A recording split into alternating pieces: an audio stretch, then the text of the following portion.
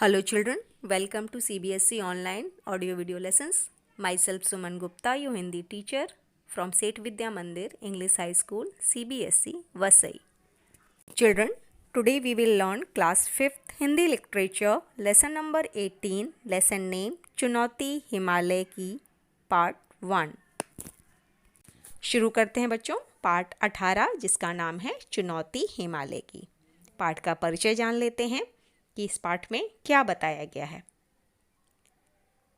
बच्चों, श्रीमती सुरेखा पंडितकर द्वारा प्रस्तुत यात्रा संस्मरण चुनौती हिमालय की हमारे देश के प्रथम प्रधानमंत्री पंडित जवाहरलाल नेहरू जी की हिमालय यात्रा से संबंधित है. नेहरू जी अपने चचेरे भाई के साथ जोजिला पास से आगे मातायन तक जा पहुंचे तो एक कुली के यह बताने पर कि अमरनाथ की गुफा वहां से 8 मील की दूरी पर है, उनका मन वहां जाने के लिए उत्सुक हो उठा. बर्फ से ढके ऊंचे पहाड़ उन्हें आकर्षित कर रहे थे, परंतु चुनौती भी दे रहे थे. मार्ग की कठिनाइयों का साहस से सामना करते हुए वे भी उस यात्रा को पूरा नहीं कर पाए. इसका उन्हें सदैव दुख रहा. बच्चों, शुरू करते हैं. जोजिला पास से आगे चलकर जवाहरलाल मातायन पहुंचे तो वहां के नवयुवक कुली ने बताया, साहब, सामने उस बर्फ से ढके पहाड़ के पीछे अमरनाथ की गुफा है. तो पंडित जवाहरलाल नेहरू अपनी हिमालय यात्रा के दौरान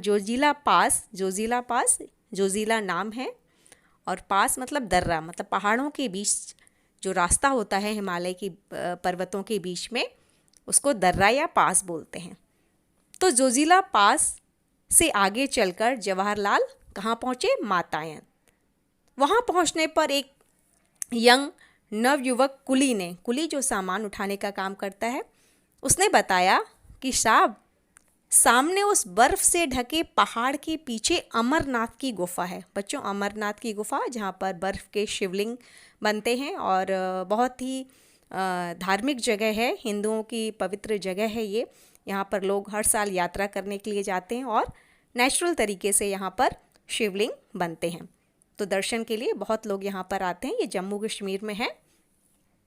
लेकिन साहब, रास्ता बहुत टेढ़ा है. आगे बताया उसने कुली ने कि रास्ता बहुत टेढ़ा है. किशन ने कुली की बात काटी, बहुत चढ़ाई है और साहब दूर भी है.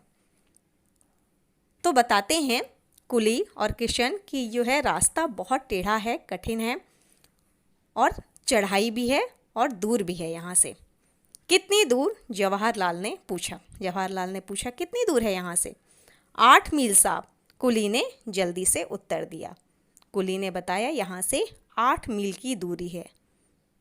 बच्चों, मील दूरी नापते हैं मील में. 1 मील करीब 1.5 किलोमीटर के बराबर होता है. तो बताया कि यहाँ से 8 मील की दूरी पर है. बस, तब तो ज़रूर चलेंगे. जवाहरलाल ने अपने चचेरे भाई की ओर प्रश्नसूचक दृष्टि डाली. दोनों कश्मीर घूमने निकले थे और जोजिला पास से होकर लद्दाखी इलाके की ओर चले आए थे. अब अमरनाथ जाने में क्या आपत्ति हो सकती थी? फिर जवाहरलाल रास्ते की मुश्किलों के बारे में सुनकर सफ़र के लिए और भी उत्सुक हो गए. तो जवाहरलाल जब सुनते हैं कि यहाँ से 8 मील की दूरी है तो कहते हैं, बस फिर क्या, तब तो हम ज़रूर चलेंगे. और अपने चचेरे भाई, मतलब उनके जो चाचा के बेटे थे, उनकी ओर देखते हैं, जो कश्मीर घूमने निकले थे. दोनों, जवाहरलाल और उनके चचेरे भाई, जोजिला पास से होकर वे लद्दाखी इलाके की ओर चले आए थे. वे दोनों, जवाहरलाल और उनके चचेरे भाई. तो वहाँ से अमरनाथ की दूरी तो ज़्यादा नहीं है, तो जाने में क्या आपत्ति हो सकती है, क्या ऐतराज़ हो सकता है? ऐसा सोचकर जवाहरलाल जाने के लिए तैयार हो जाते हैं. और जब सुनते हैं कि रास्ते में मुश्किलें हैं, चढ़ाई है, कठिन रास्ता है, टेढ़ा मेढ़ा रास्ता है, तो वो और भी उत्सुक हो गए जाने के लिए, क्योंकि उन्हें चुनौतियाँ बहुत पसंद थी जवाहरलाल नेहरू को कि तब तो ज़रूर हम जाएंगे. कौन कौन चलेगा हमारे साथ? जवाहर ने जानना चाहा। तुरंत किशन बोला, साहब मैं चलूँगा। भेड़ें चराने मेरी बेटी चली जाएगी। अगले दिन सुबह तड़के तैयार होकर जवाहरलाल बाहर आ गए। आकाश में रात्रि की कालीमा पर प्रातः की लालिमा फैलती जा रही थी। तिब्बती पठार का दृश्य निराला था। दूर दूर तक वनस्पति रहित उजाड़ चट्टानी इलाका दिखाई दे रहा था। उदास फीके बर्फ से ढके चट्टानी पहाड़ सुबह की पहली किरणों का स्पर्श पाकर ताज की भांति चमक उठे। तो जवाहरलाल के साथ किशन बोलता है कि मैं चलूँगा और भेड़ें चराने मेरी बेटी चली जाएगी। अगले दिन सुबह सुबह तड़के मतलब बिल्कुल सुबह सुबह जवाहरलाल तैयार हो जाते हैं और बाहर आ जाते हैं कमरे से। आकाश में अभी भी रात्रि की कालीमा मतलब पूरी तरह से दिन नहीं निकला था। तो एक तरफ आकाश में रात्रि की कालीमा थी तो दूसरी तरफ प्रातः की लालिमा यानी कि थोड़ा थोड़ा उजाला भी होने लगा था। आसमान लाल दिख रहा था।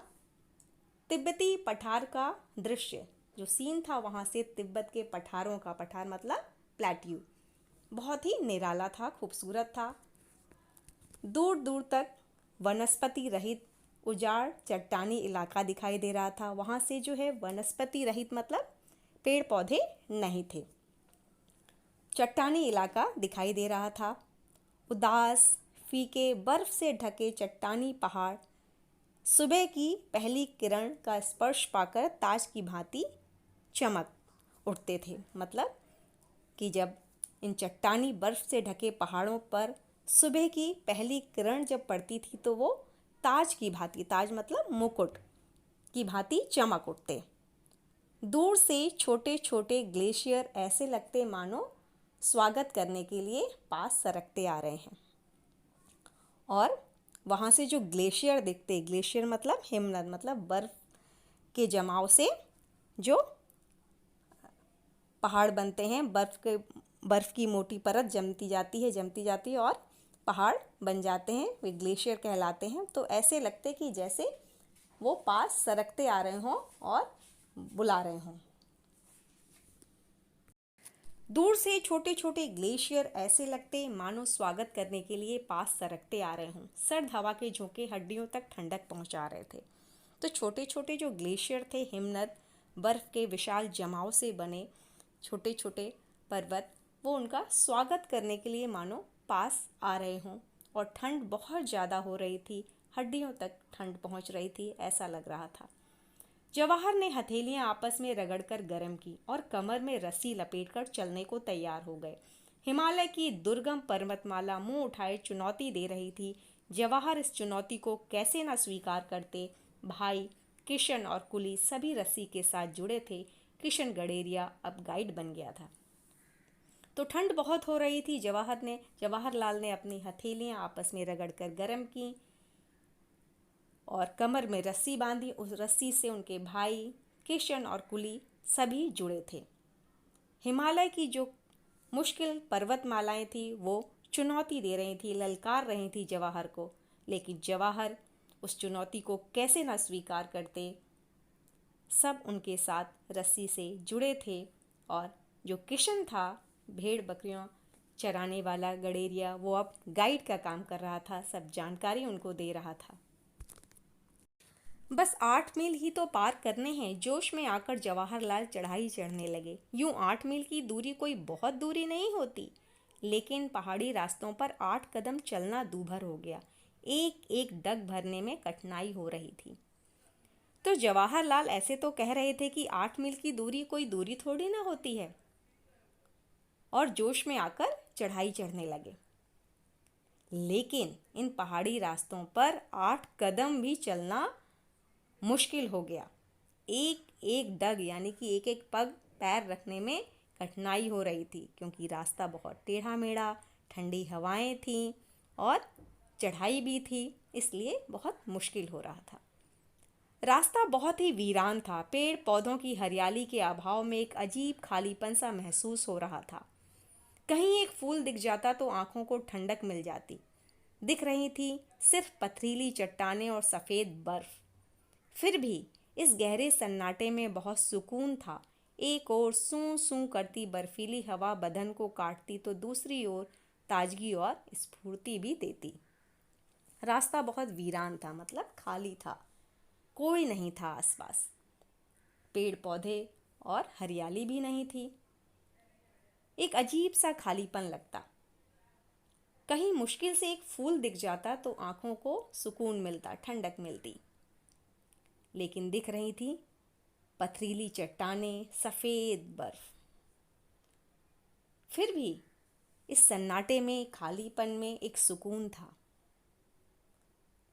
एक ओर सूं सूं की आवाज़ करती ये बर्फीली हवाएं बदन को काटती, मतलब बहुत ठंडक पहुंचाती, तो दूसरी ओर ये ठंडी हवा ताजगी भी दे रही थी और स्फूर्ति भी दे रही थी। आज यहीं तक बच्चों। पाठ का अगला भाग पार्ट 2 में। धन्यवाद।